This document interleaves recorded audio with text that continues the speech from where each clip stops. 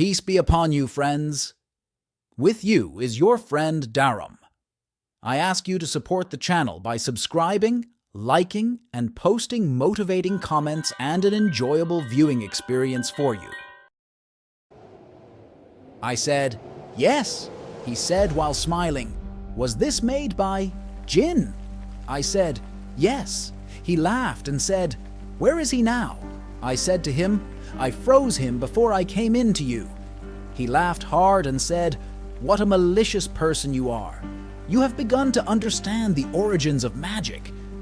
I remained silent and just smiled with my eyes on the sun, waiting for it to set. Ammar invited me to his house and said with a smile, "You're in luck. You've just finished preparing your favorite harissa."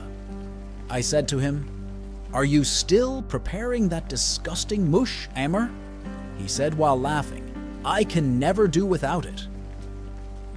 I had dinner with him and waited for him to sleep so I could place the olive branch that Dajan had given me at his head, but he talked and chatted with me for a long time until I fell asleep. I woke up before dawn and quickly got up to find that Ammar had also fallen asleep, so I placed an olive branch at his head and rushed to the mirror and prepared a jinn.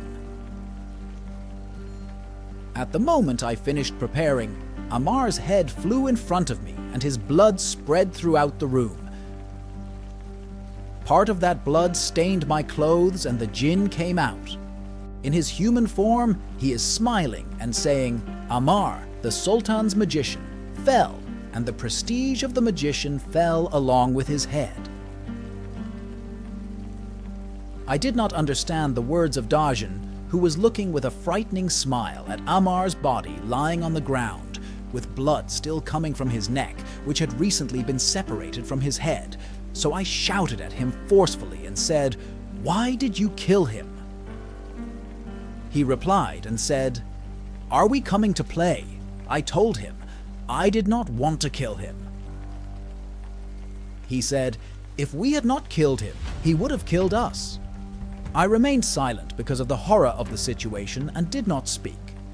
I was sad for Ammar, but the more I remembered what he did to my mother, the less sad I felt for him. After a few minutes, Dayan said, "Did we just walk?" I told him, "Wait, I want to visit someone before we leave." He said, "And this is the time. Who is good?" I said, "No problem. Wait here until I come back." He said while laughing, "Don't be late. I don't know how to fly at night." I went to the house of the man who took me to Ammar's house on my last visit, and I took the road down through the crossing that leads me to the village. I arrived at his house on foot, and the morning had already risen. I knocked on his door, and his little daughter opened for me and said to her, "Where is your father?"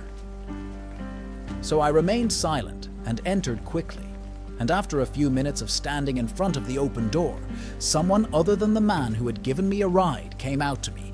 So I asked him about the man and said, "There is no man in this house but me." I said, "It is impossible. I am sure that this house is his house." He said, "Go ahead and search the house." I said to him, "I will never forgive him, but I am sure that this man lives here." He said to me, "What is his name?" I told him, "I don't know." He said to me, "Describe his appearance to me." She described the man's features to him, and he said with astonishment, "This is my father." So I said to him, "Didn't I tell you that I was right? It seems that at that time he was visiting you. He told me where his house was, and I would go to him myself." The man said, "Follow me." I walked with the son of the man I was looking for a while until he stopped walking when we reached a place with a large, extended wall, and he said to me, before he left, "My father is behind this fence. Go and talk to him." And I said, "How will I know him?" He said to me, "Ask about Salem." I could not find a door to the wall, so I walked until I reached a large gate with a guard who prevented me from entering. So I said to him, "I want to meet Salem."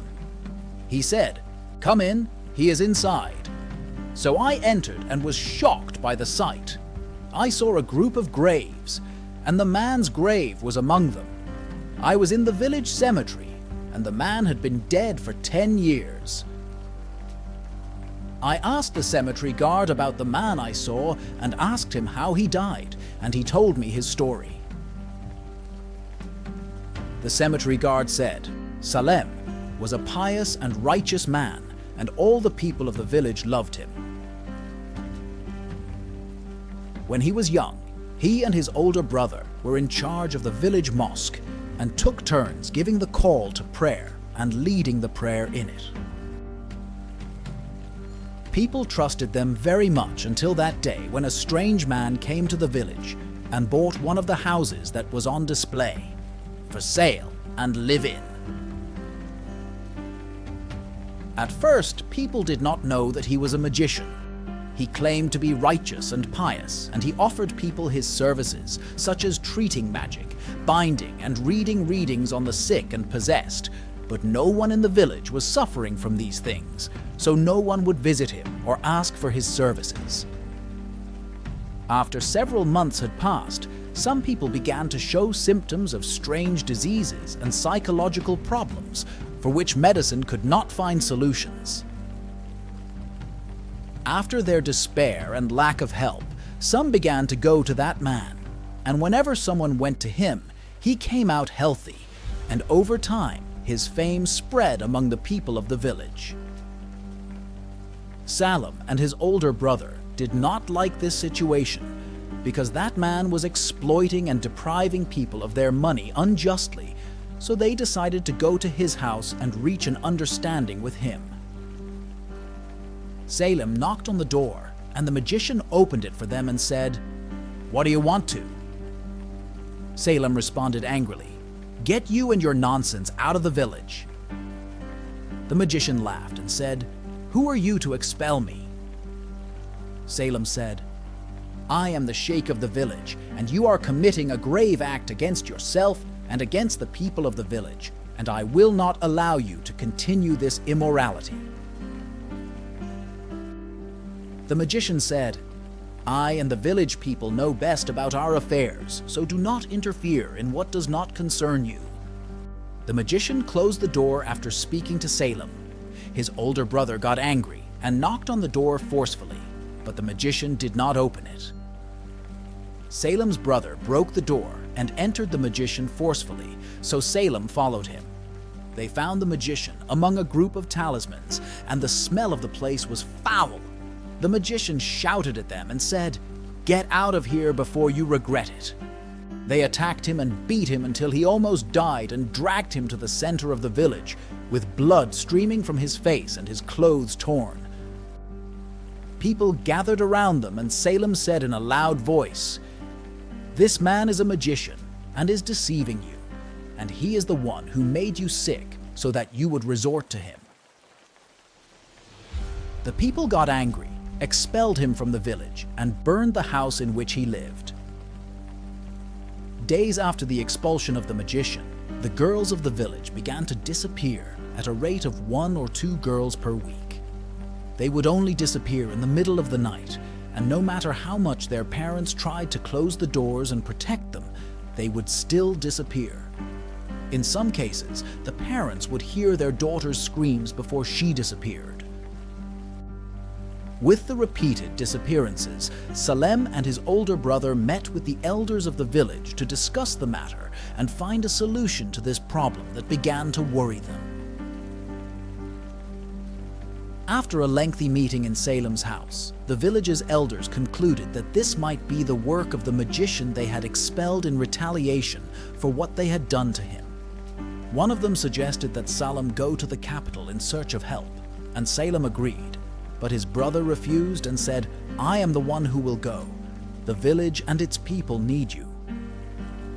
So Salem's brother set off for the capital and returned a week later.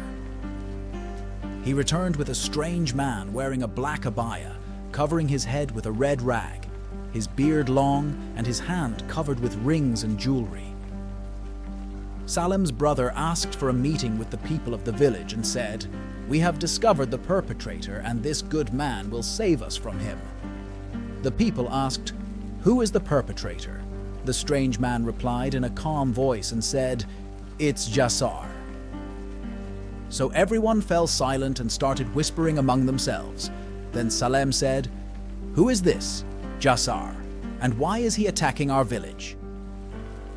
So the man told them the story of the devil, Jassar, and how the magician who was expelled by the village people cast him on them. After people heard Jassar's story, terror struck their hearts, but Salem's brother reassured them and said, "Do not be afraid. This man will save you from him, but he needs some help from you." They said, "Let him ask whatever he wants, but the important thing is that he save our daughters." The man asked them to bring a piece of clothing for every person in the village and bring it to the mosque before the sunset prayer. So the people dispersed to fulfill his request. When the place was empty of people and only Salem, his brother, and the strange man remained, Salem took his older brother aside and said, "Who is this man, and where did you find him?" His brother said, "I was asking the imam of a mosque to show him the problem we were facing, and this man came and told me that he had a solution to our problem." Salem said in a low, angry voice, "How can you trust someone you know nothing about?" His brother replied and said, "He has proven to me that he knows the solution." Salem said, "How did you know that?" His brother said, "He told me the names of all the missing girls, as well as their ages, and a description of their appearance." Salem responded angrily, and his voice began to rise slightly and said, "This is something that raises doubt, not trust." His brother said, "What do you mean?" The strange man interrupted their conversation and said, "Is there a problem?" Salem said angrily, "Yes, there is a problem." The man replied, "What is it?" Salem said, "How did you know all this information about the village girls?"